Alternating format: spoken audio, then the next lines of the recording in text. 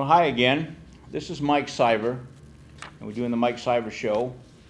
And over the months, we've been talking about raising children to become role models themselves and to become active, functioning, respectful adults in the community. Well, tonight I'm going to try and focus on the old saying, says talk the talk or walk the walk. And the theme tonight is walk the walk. And this covers all aspects of our lives and all those around us. This goes for men acting like men and women acting like women. And being a person of integrity means doing the right thing even when no one is watching. Now, walking the walk is the tough part. Talking the talk, we've all done that. I do that to this day. I don't do it nearly as much as I used to because back then I was considered what they call a wannabe. I wanted to be this and I wanted to be that. And even in my own mind, when I first got married, I've been married a couple of times, I wanted to be a husband, had no idea what it was, what it meant, just that what people explained it to be. So I could talk the talk all day long about what husbands do, what husbands don't do, what men do, what men don't do. And then I got to walking the walk. And I, like so many others, had a real hard time doing that. We get in our practice daily men coming in, mostly men. We have some women that come in, but mostly men, for substance abuse, anger management, domestic violence. And believe it or not, the biggest population that we have of clients are ones who are in for battery on their intimate partner, which is called battery, and we do an intervention program that lasts a year. Now, most of these are second and third time offenders. And if you would ask any one of them what it takes to be a man, be married, have a permanent relationship, and what's expected of him, or what he thinks is expected of him, and what he thinks is expected of his partner, he could rattle off all day long. All the things that it takes to be a good partner and to be a good man. That's talking the talk. Walking the walk's a whole nother story. Walking the walk means you actually got to think about, at the time of being a man, do I need to prove a point today? Do I need to assert my authority? And if I feel I need to assert my authority, why? What's the actual point I'm trying to achieve or the goal I'm trying to reach by proving this point? A lot of times, the best way, I'm going to say, to prove you're a man is to take a step back. And let's re-look at this. Let's revisit this whole situation. Let's look at why I'm feeling the way I'm feeling. Walking the walk is the hard part of life. We all go to driver's school and we learn how to drive a car. We're supposed to. I know it's a little different today, I think, than it was when I was a kid. But you learn the rights and the wrongs and the rules. You take a test and you pass. Hopefully you pass. You get your driver's license after you do your road test, I hope. What happens after that is you know what you have to do. Do you do it in reality? Do you stick to the rules? Do you stick to turning your turn signal on every time you're going to change a lane for whatever reason?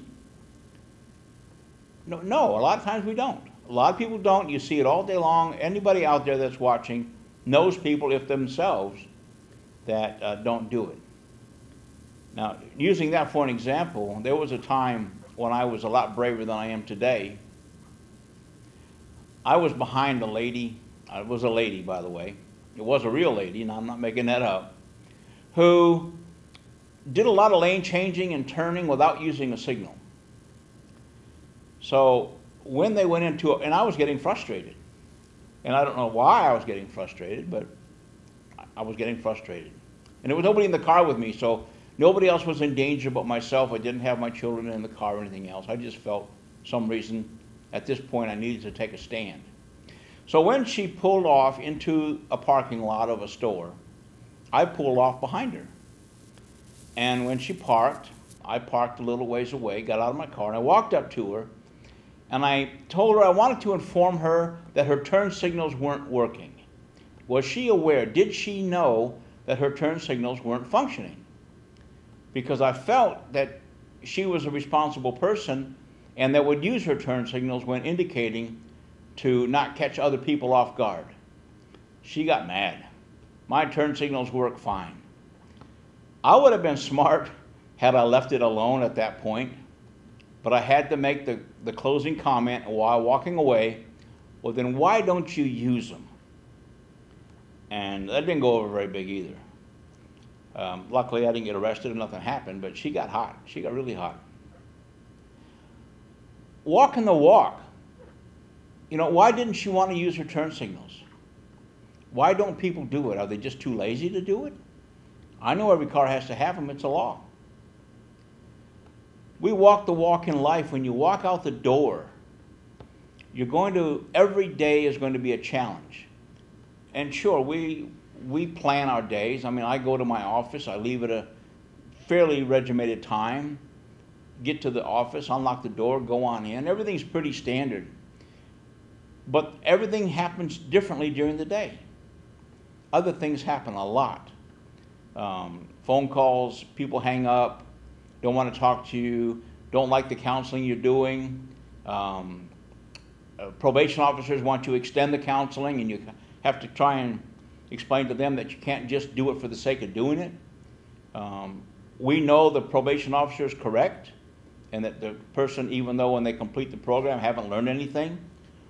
We can sometimes extend them a little bit, but we can't just do it for the sake of doing it. We've got to have some integrity in what we do. And that's holding ourselves accountable. Walking the walk is really hard. I'm going to give you a little example of a friend of mine that I hope to go down and see in about a month. He's a retired world heavyweight boxing champion. His name is Pinklin Thomas. I hope to one day soon have him up on the show. You can look him up on the internet. He's there. He's for real. What does it take to become a world champion? The best at the time of his life, when he was doing it, the best in the entire world. I don't know if I could do. I'd like to be able to say I could do that. The commitment is unbelievable. The walk and the walk. The talk and the talk's gone. You can talk tough. You can talk mean. You can talk all the stuff, and I'm going to use him because he's a fighter. You can talk all the trash you want to talk. But when you step in the ring, you better be able to produce.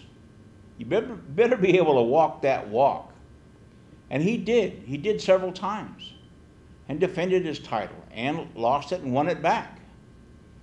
So walking the walk for him was a way of life. And to this day, he represents himself properly. He's a world-class man.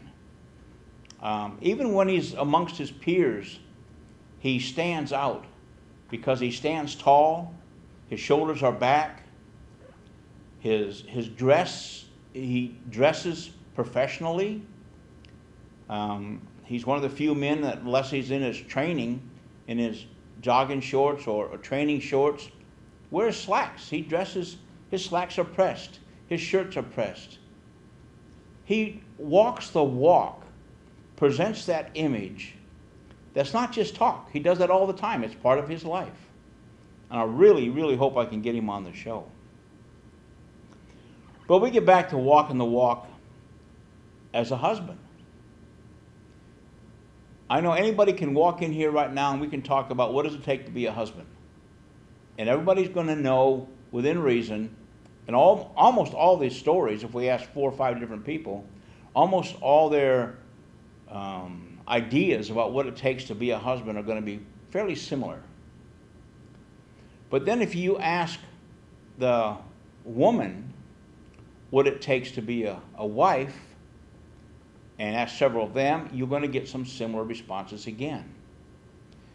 But where we find the difference in our marriage counseling is if we ask the woman what she expects her husband to be like, to be the kind of husband that she would like to have, it's almost entirely different from what he thinks he needs to be like. And that's the lack of communication, and we try to teach that as well. We have a program called Expectations. And when you're going to become intimately involved in a permanent relationship, what are your expectations of that person? A lot of times they're really different from each other. I mean, it's a little scary sometimes when you listen to what they expect the other partner to be like. I don't want to make getting married and premarital counseling clinical, but it eliminates a lot of stress when they go into the relationship already knowing what the other person expects of them. And that kind of I'll call it clinical again, that kind of clinical discussion usually doesn't go on between couples that are dating or engagements. They sort of feel each other out, and maybe that's the exciting part about it. And a lot of marriages are very successful without any counseling, without any premarital counseling. So I'm not saying it's the end of the world, because it's not. But very few men and women at an early age are mature enough to compromise a lot. Sometimes a lot of compromising is what it takes. They don't understand this is a different relationship than being single. And that old saying about a person, man or woman, into a relationship, she gives 90% of the relationship, everything they've got, 90%. Keep 10% for themselves to have a little privacy and a little secrecy maybe, or little feelings. I think that's a lot of crap. Marriage on both parts needs to be 100%. If you don't give 100%, you're not going to get 100% out of your relationship. It's not going to be 100% fulfilled. You have to give 100% all the way, and a lot of young people can't do that. And I must admit, more women can do that than men. Men sometimes have a really hard time not being the man. And if you understand what it takes to be the man in a relationship and walk that walk, you're going to find your partner is going to let you be the biggest man you want to be, and let you do what you got to do, because it's a compromise, and she gets to do her thing because you want to do your thing, but it's an understanding and it's an expectation of each other. What does it take to be a father? I can ask so many men and women, and we've done this, on what do they think a father should be like? What do they think a father should act, from a newborn to helping mom change the diapers, to feeding the child when it grows up, to picking the bowl of soup or whatever it is, or pea soup off the floor when the young baby in a high chair knocks it over, to doing their part in being involved and showing that baby that men do this as well as women. Because when they see a young person growing up, whether it be a male or female, when they see that only mom attends to them in the high chair, only mom changes them, only mom powders their butt. Now, dad may do it every now and then, just for the sake of doing it, to say that he did it. But if they only see women doing that, now you're stereotyping what a man is. And you're doing it unconsciously and subconsciously with that child.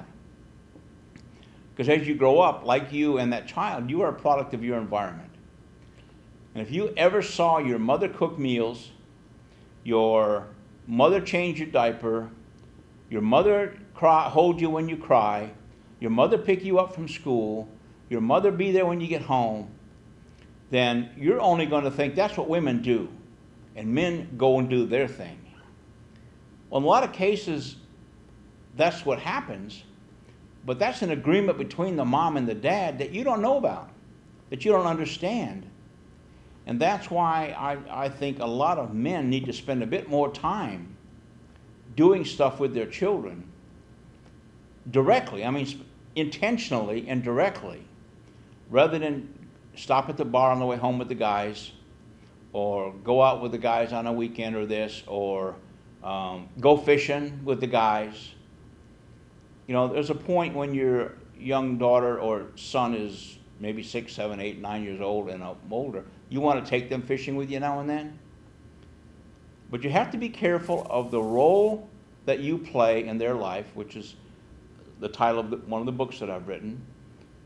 The role you play on how you let them see you behave. Because you're not talking the talk with them, you're walking the walk. They're watching you walk the walk. And that's scary. So you have to be very, very careful. And a little bit other stuff that I've written here is that how children learn how adults act in walking their walk is children watch dad getting frustrated and cussing at others rather than talking to them. If that's what your children see you do, to them, that's walking the walk. That's what men do. But if you ask them when they're 20 years old or 18 years old, how should a man act when he's confronted by a neighbor that he doesn't get along with, it's not shouting and cussing and hollering, it's trying to talk it out first. But when they actually start to practice it, that's not what they do. They do what they've seen happen. So an actual theory and thinking about it is different from the practical application of what we do in life in dealing with other people. Children watching dad or mom start drinking after becoming frustrated with something or someone. They say this is to calm them down. Well, when you see dad and mom use a drink to calm them down every time something goes wrong, what do you think you're going to do when you become an adult? Is you may not become an alcoholic. I'm not going to sit here for a second and say that. But that's going to be your reason to have a drink. That's going to be your answer to getting frustrated, getting stressed. I'm going to go home and have a drink. And all of us out here, and I know because I'm in the practice of it, we get substance abuse clients in every day. For some reason or another, small little things, big things, sometimes very drastic and dramatic things, but it all starts out innocently. Nobody that I know intentionally gets drunk and gets behind a car and drives. Nobody that I know intentionally gets drunk and beats up their partner, whether it be male or female, because we get women as well. It all happens after our inhibitions are lowered by the alcohol. And then things get out of control, things get out of hand, we have less tolerance. That's, are we walking the walk or talking the talk? If we know that there could be some serious consequences from drinking too much alcohol, because I'm not against drinking alcohol, even though I'm a recovering addict and alcoholic, I think I would love to be a social drinker. I'm not. So I don't even pretend to be one. I'm walking my walk, which is clean and sober, my way. And that's the way it has to be. But when you do that and you see that all your life, when mom comes home frustrated from a job, or dad comes home frustrated from the job, first thing you do is have a drink. You see them have a couple drinks during the evening when you're at home, then you go to bed. You don't know how much they drink after that. And then sometimes you'll hear them arguing. I'm going to sit here and say probably they had a few more drinks after you went to bed and an argument started. Because you lose your rational decision-making skills when you're drunk. Everything becomes me, I when I'm drunk. And that's not walking the walk. That's just not even talking the talk. But we know what we should do.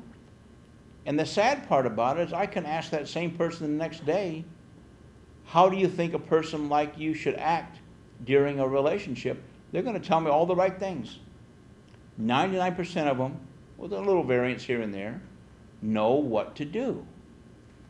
It's just that they don't think long-term consequences for their actions. And if you can walk the walk, that includes thinking, if I do this, that can happen. If I do that, this can happen. And pay attention to that. Because we get so many in our practice that they're on the third offense and they're getting a break. They get our program. If they get busted again, that's a fourth time. That's called habitual or chronic. And usually the sentences are very long and very, very tough to do. And they don't want to do that.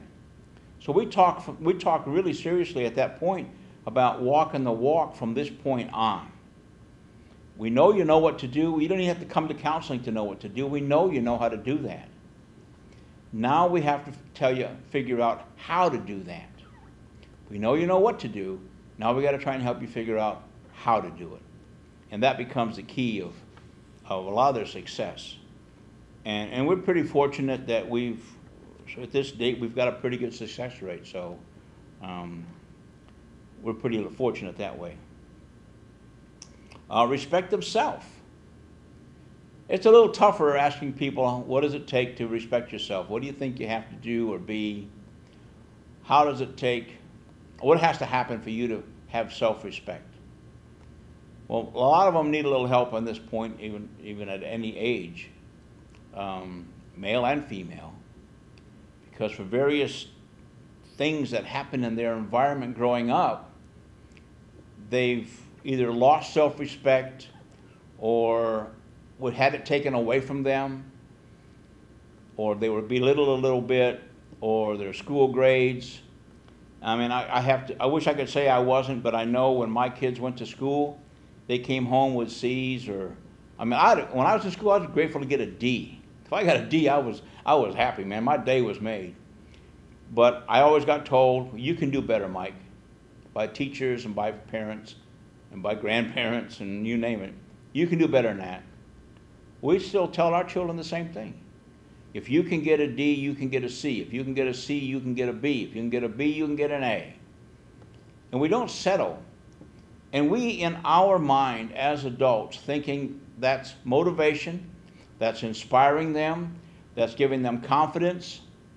But if they don't believe it, if they can't achieve that D or C or B, whatever the next one up is, their self-esteem goes down. At that point, we have to be sensitive to understand what's going on.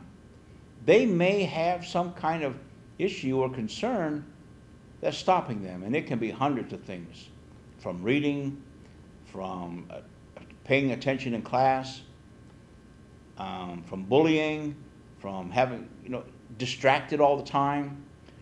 We have to be sensitive enough to figure out if that you think, because you're the parent, you should know, if my child is capable of getting an A, why isn't he or she? And you have to take the time to walk the walk and go find out. Don't just keep telling the child, you need to get an A, you can get an A, you can get an A, because you're not going to go anywhere in life unless you get A's. Because you got to go to college, and you got to graduate from college, because only the higher pay income level people are all college graduates. The skilled people or the working people, they get an hourly wage, and that's where they stop. So you're telling that person who struggles, tries to get an A that can't, that they're a failure. You're not saying that straight out, but that's what they're hearing. That's not walking the walk as a parent. And you really need to do that, because it gets back to the self-respect. Now, what does that child take with them when they become an adult, when all their life in their mind, because I know that wasn't your intention as a parent to tell them that they're a failure, but they feel that way. And I know, because we get them in our sessions all the time, I don't feel good about me. A lot of them don't say they're a failure. Some do. and they'll flat out tell you, I'm a failure in life. And for a lot of different reasons. But a lot of them say, I don't feel good about myself. And you know what? At least when I'm drunk or a little high, I have a good feeling about me. My cares go away, my worries go away, my troubles go away. And that's sad. That's sad when we get to that stage. So we have to learn to walk the walk as a parent in being sensitive to our children. Respect of others. That's a huge one.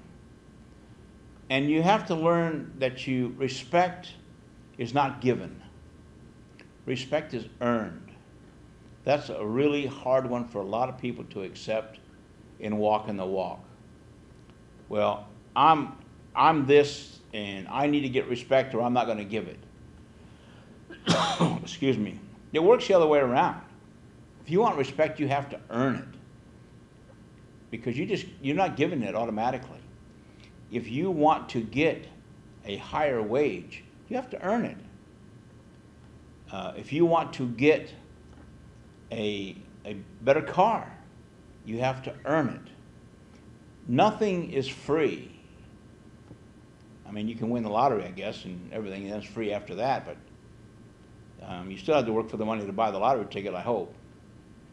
Nothing is free, and when you learn to understand that, and the best way is when you're young. You teach them how to walk the walk. If you want something, you have to work for it. And it could be any small thing growing up. It can be anywhere from wanting a dessert or wanting a special night out in the town or want to go to a special movie as a young person or wanting a bicycle that they can't afford, that they don't have. You need to be able to, as an adult, show them that they can earn that. And then they can walk the walk. They can say, I actually earned this bike. I did this for Mom. I did this. And you have money and you have a wage system set out and you have a job skills thing set out. And when they get it, they have pride. They have self-esteem. You set a goal for them, an unreachable goal, an achievable goal. Now, don't make it out of reach or unachievable. That they can earn, and actually get a bike. So, a lot of that self-respect and respect of other people comes from how you behave and how you walk the walk as an adult. If you demonstrate no respect for others, no respect for authority,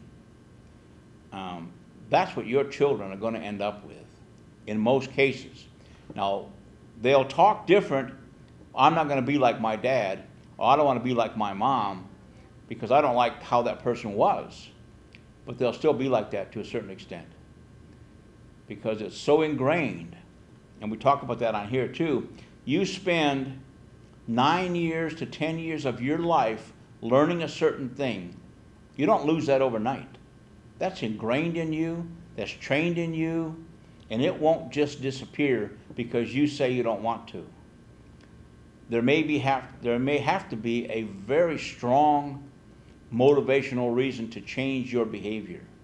We talk about that on here now and then, and we're going to talk about that later on another show, about what it takes to change a behavior and what motivates you to change a behavior. Sometimes it's some very serious consequences. Well, that's finished our show tonight. I hope more people think about walking the walk rather than talking the talk, because talk is cheap. And as my mom always used to say, Mike, you can tell me you can bake a pudding, but the proof's when you make it. So we're going to let that go tonight, and thank you all very much. Have a blessed day.